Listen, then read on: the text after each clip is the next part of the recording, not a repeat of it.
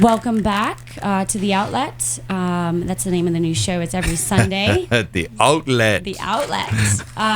You could actually, I've just started my own social media. What would you call it, Eugene? What's that? My own social media outlet. Right. Or Yeah. what? Yeah. Yeah. You have your own social media channels now. Yeah, exactly. Which is very, very new to me. As my close friends know, so they're probably having to write Google to themselves right now if they're listening. Fitting title. Yeah. You need an outlet. Yes, exactly. So you can reach me on Instagram and Facebook. The Outlet Bermuda. Sorry, so it's Outlet BDA 2021. Zara Harper. And also, I just want to quickly mention the Crowd Justice Fund. It's super, super important to help fight this battle. If everybody can just go onto that a couple times to donate, whether it's $2, 20 cents, $50, any amount can help go towards that cause. Also, just remember BeyondThePandemic.tv that Eugene has put out, which has been fantastic. But I would really love, with honor, to welcome Dr. Sifu Reginald Ken. He is not only my doctor, but I consider him one of my very, very good friends and an extended family. And I've been with him and his wonderful significant other on a journey for the last 7 years and have learned so much. And he's had an impact on my health like never before. He has watched my 3 children grow. He's helped them grow. He's been my little nurturer for them. But just some background on him. In 1989, Sifu, which means master, which I actually never knew. So when I watched the Beyond Pandemic series, that was new to me. And I always wondered what Sifu meant. And people actually sometimes laugh when I say Sifu, and they go seafood, and I'm like, no, Sifu, S-I-F-U. So for those who are listening, it is not seafood, it is Sifu, which means master. And in 1989, Dr. Sifu Reginald Ken, he's Bermuda's most experienced acupuncturist, pioneered acupuncture and oriental medicine in Bermuda. Koha, which is their clinic, koha.com, kohahealth.com. So feel free to visit them anytime.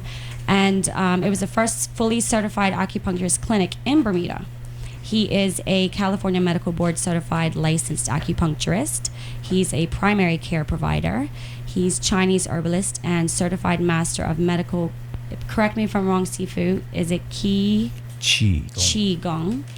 And he continues to study and learn from the vast body of knowledge gathered over the past 5,000 years. His clinic does include the practice of oriental medicine, which encompasses acupuncture with manual therapy, detox nutrition, herbal tonics, skincare, and health products designed to keep you healthy, well, and strong. So I would love to welcome Sifu here today. Thank you for having me.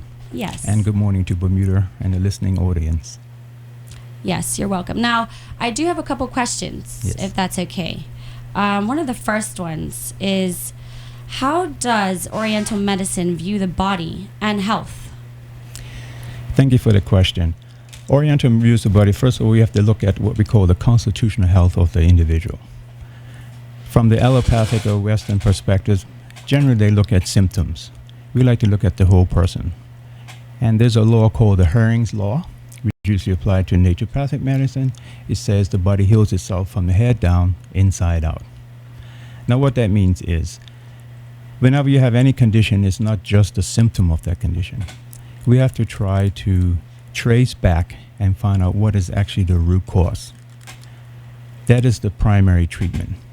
When you report a symptom, this is what we call a branch. So in Oriental medicine, we have what is called a root treatment versus a branch treatment. A branch treatment would be considered a symptomatic treatment. Symptoms manifest from the root, just like branches on a tree and fruit of a tree. You have to have a root first, correct? Mm-hmm. And as the tree grows, it produces branches, buds, and then your fruit or your flowers appear. So, for example, you may have a tree that the branches are shedding leaves on your neighbor's yard. So the neighbor complains, and you cut the branch off. But guess what? The branch is going to grow back, yes? Mm-hmm. So really to solve that problem, you need to take the tree out. So we have to understand what is constitutional health, what is the root, and what is the branch. And another term for the branch would be the symptom that the patient reports to you. I have a knee ache, headache, backache, or what have you. But then you have to go beyond that symptom and see where is it originating from. Because unless you deal with the root of the issue, then you always have branches coming back and flowers springing back up. Very helpful. Thank you. Thank you. Also, how does Oriental medicine treat or address viral infections? With a long history, and not only in Oriental medicine, but cultures and different medicines around the world, you think they have not experienced viruses and bacteria throughout the millennium? Different cultures, indigenous people have known about viruses and bacteria for thousands of years. And they learned to find out different plants that can help to treat and address those conditions. Because of language in different cultures, they might not have used the word virus specifically as we use it here. But what's interesting, you have many Western scientists now going to indigenous areas where people have amazing and incredible results using traditional herbal medicines, poultices, foods, and what have you, to then try to bring those ancient practices and knowledge into the modern understanding. One of the issues is when the Western scientists or practitioners hear over a particular plant, they think they can take that to the lab and try to synthesize it and then make either a pharmaceutical drug or some compound by taking one of the active ingredients. But let's remember, it's the synergistic whole that makes the action, indication, and function of that particular plant of herb work. It's not just the active ingredients. And despite the so-called advancements of science and technology, they still have not understood that. They look at active ingredients and they think you can take apart. No. Remember, all these things are developed by the divine. So they're perfect in their nature and in their form. When you try to interfere, split it apart, take certain molecular structures and think you can outsmart nature and outsmart the divine, no, you cannot do it. So you wouldn't get the full effect. And oftentimes this has happened over many years, whether going into Africa, into Chinese mountains, in the rainforest, and hearing of amazing plants, and then they take it to the laboratory and they try to synthesize it. That's another thing. When you synthesize something from its original form, it's never the same, and it's not going to work the same. So then what happens? In the lab, they're scrambling now to find other compounds to add to these things to try to get the effect that they heard or learned about in its original form. It's not going to happen. There's a reason for things that are created by the divine for how they are. Mm-hmm.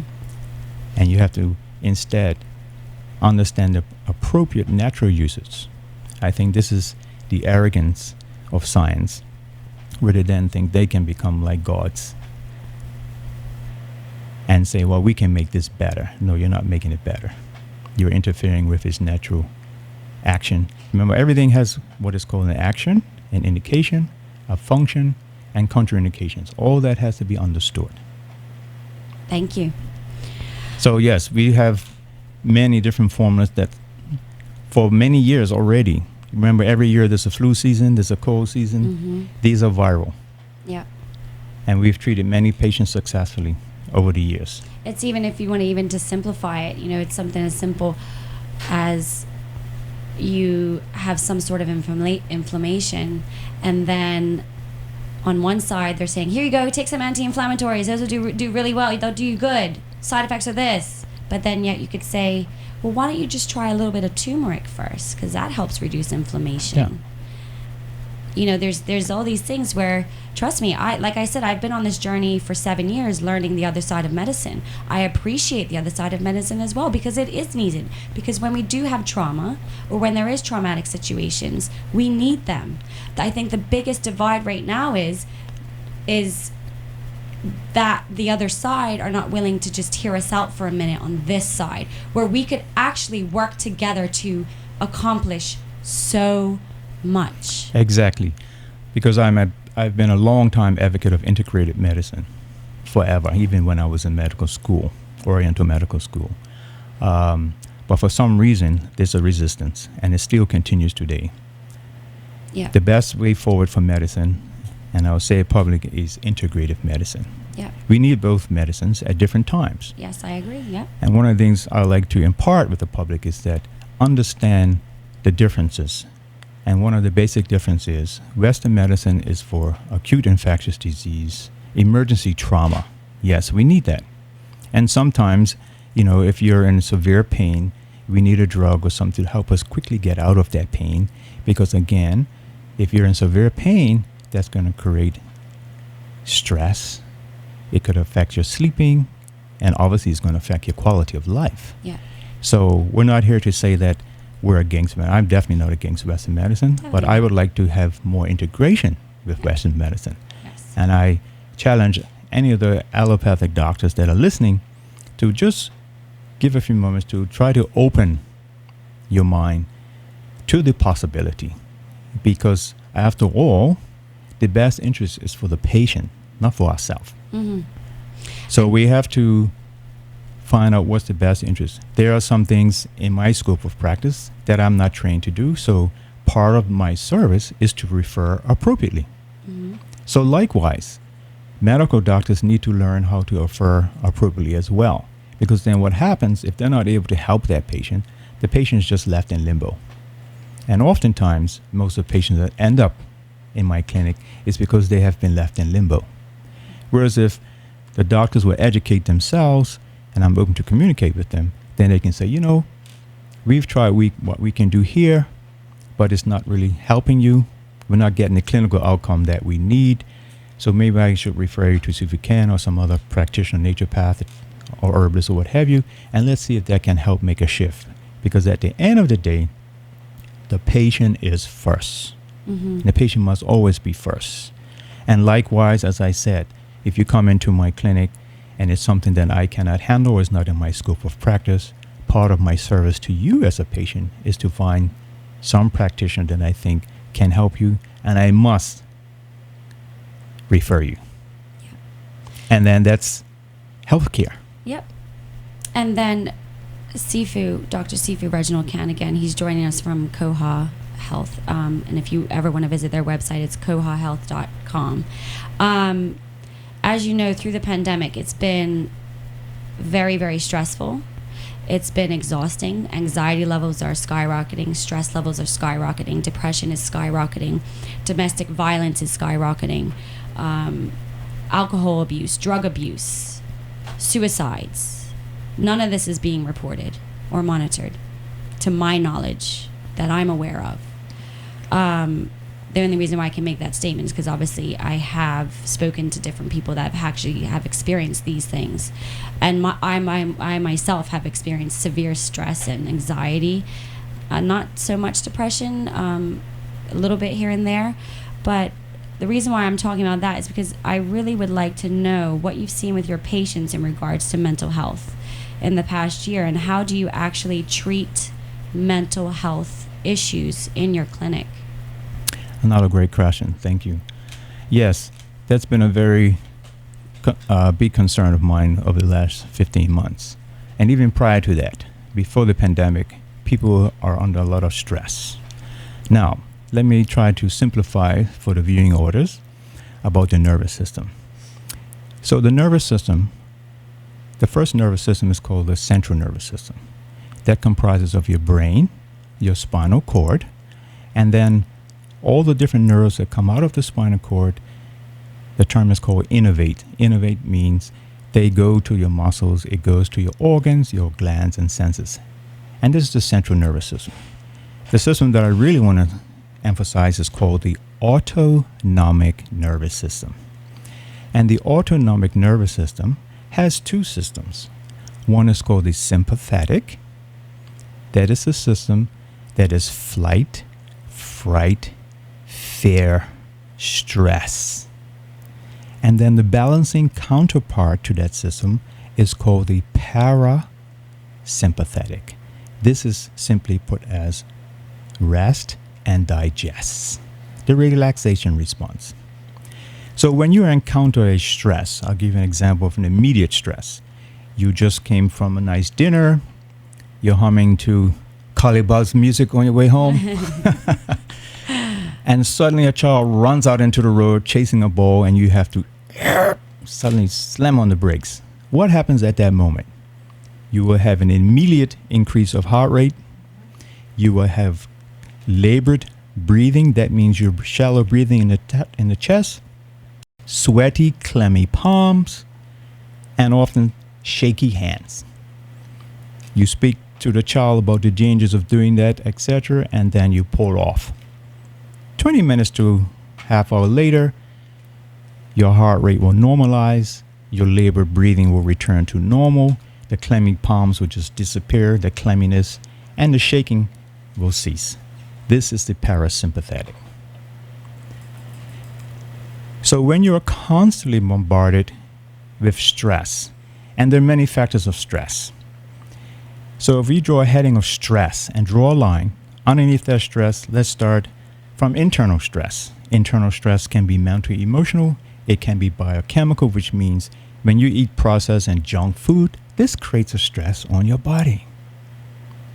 Environmental stress, just coming outside with the increased auto vehicles, creating carbon toxic particles in the air. This is also a stress.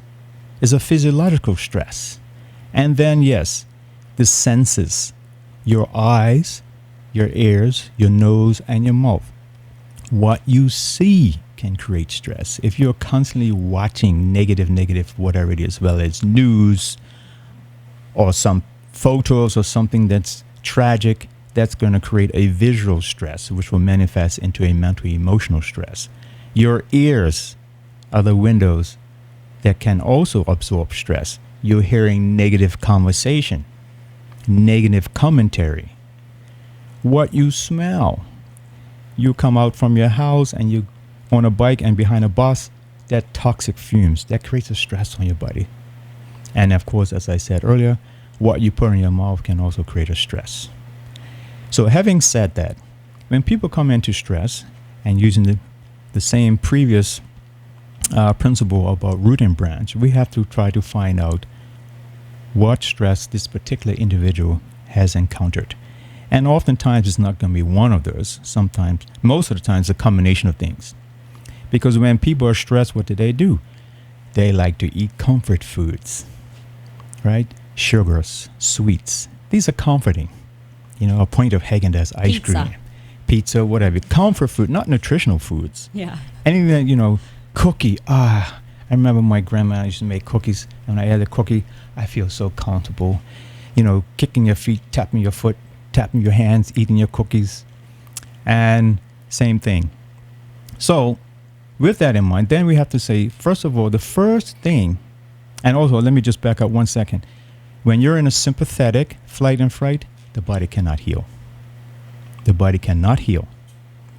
So the first thing we do, no matter what the symptom on your branch is that you come in the clinic with, every single patient will be put into a parasympathetic state.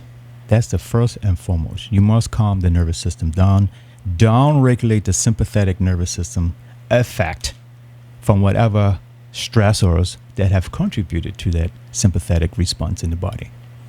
Once you can activate the parasympathetic, and we use that with acupuncture, we use that with manual therapy, that's different kinds of acupressure massage, and we also have nervine tonics. Nervine tonics are tonics that help to calm the nervous system down, and particularly the adrenals.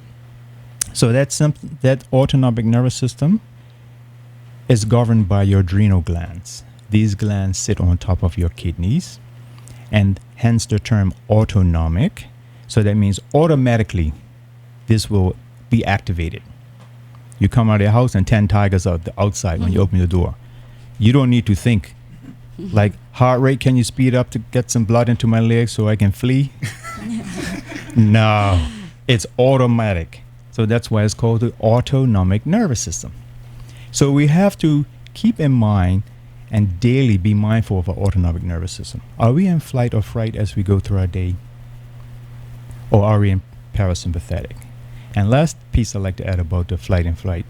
People induce that themselves by loading up on coffee, because coffee stimulates your adrenal glands. So as an indirect method of actually putting you in flight and fright. You know, there's people when they have coffee, all right, I'm ready. Yeah. I'm ready. They're ready for what? To fight and flight, right? Yeah. Because they need that for work. But what that is showing is that the adrenal glands actually are weakened. And it starts off with 1 cup. And then a couple of weeks, you need 2 cups. And then it continues 3 or 4 cups to get through a day. If you have to get through a day like that, you're going to have to fatigue, which will lead to chronic fatigue. And if you don't catch it at chronic fatigue, you know what happens? You end up heading towards autoimmune disease or dysfunction of some kind. Thank you. So, just to finish up and sort of summarize, what recommendations do you have for the public to go forward to assist with the mental health and the immune system? Another great question. First of all, with that understanding, I want you to take some notes from what I said. Me or the audience? The audience. Okay. Well, you can take them too. Okay. I'll do that later. Yes. And I want you to just draw a column and put underneath it sympathetic on the left side, parasympathetic on the right side. So on the left, stress, distress, fear, fright, tension, tight muscles, feeling stiff. And on the left side, put relax and digest. Because also when you're sympathetic, you cannot digest your food also. Mm-hmm. That's why I mentioned rest and digest. So even if you're having great nutrition, but you're under tremendous stress, your body is not going to be able to digest this food properly. And then if you can't digest the food, how are you going to absorb the nutrients to that food? So some simple things that you can do is to give yourself a moment. First thing in the morning, midday, or sometime in the afternoon, and definitely before you go to bed, is to just sit and be quiet. Still yourself. And just allow yourself to take deep abdominal breaths. In and out through the nose. Just slowly take a breath in. In fact, why don't we just do it now? So just wherever you are, you can just sit, back straight, always have your back straight. And close your mouth, put your tongue at the roof of your mouth. And I want you just to slowly take a nice deep breath in. As much as you can get in. Slowly, and just hold it for a second. And through your nose, just let it slowly exhale. Inhale through the nose. Exhale through the nose. One more time. Inhale through your nose. Let the lower abdomen expand and let your chest relax. And exhale slowly. Another thing you can do before bed is to massage the bottom of your feet. Just rub the bottom of your feet. Right in the center of the feet, between the 2 balls of the foot, there's an acupuncture point. This will help to ground you. Hydration is very important. Fresh air, you must get out into the air. You must get some air daily. And sunlight. Before 12 and after 3. Between 12 and 3, those are harmful rays. And don't be out running at lunchtime. That's the worst time to be out running with so much carbon, toxics, and pollutions in the air. And a lot of people, you see them running through town thinking they're getting so fit and healthy, but in fact, you're just absorbing a lot of carbon pollutants into your body. So before 12 and after 3, get 15 to 20 minutes of direct sunlight. The other thing is find some comedy and do some laughing. We need more laughter. Yes. Okay? Yes. Luckily, And I have you 3 can children even- that bring that to me, along Yes. with stress sometimes too. Yes. So find some comedy and take a break Yeah. from all the Yeah. negative news. Yeah. That's part of self-care. You have to also take responsibility for yourself and provide self-care. And part of the self-care is doing these simple things for yourself. And guess what? It doesn't cost you anything. Nope. But a few moments of your time. We spend so much time doing things that are not of any value in our day. when you can take a few minutes for yourself, love yourself, nurture yourself, take deep breaths, take your shoes off and walk out into the grass, get into the earth and ground yourself. This is also very healing. Go to the beach or near the water. This is one time the term negative is actually very good in the form of negative ions. Negative ions are very good for your health, very good for your nervous system, just by being in nature. So take your shoes off. Shoes have actually separated us from the earth. So periodically, a couple times a week, practice taking your shoes off and just ground into the earth. Walk into the dirt. Get your hands into the dirt. That's mineral. That's medicine. And it's free. You know, when is the last time you actually took a walk and looked at a flower? Yeah. And look at the magnificence of this flower that came from just a little bud. You say, wow, look at that flower. People walk past flowers. They brush against flowers. They don't pay flowers on their mind. I know. If you see a bee, just observe the nature going into a flower. These are simple things. We need to reconnect with nature, reconnect with our true self. Yeah, and then once you love yourself, then you love to learn. Yes, you learn and to then love we can others. spread it to others. Yeah. But if you don't love yourself, how are you going to share it with anyone? Can't. Thank you, Dr. C, if you can. Oh, you're very welcome. Again, please visit kohahealth.com. I really appreciate the time you've taken today because I know that you work very, very, very, very hard along with your significant other and your whole extended family. Pat, I know you're listening. I'll give you a little special shout out. Yes, hello to Sweet Pea. Sweet Pea. So yes. And Sean. And Sean, That's yes. part Sorry, of our cannot team. forget Sean. Yes. So on the other side, we'd like to welcome, it would be Dr. Dowling.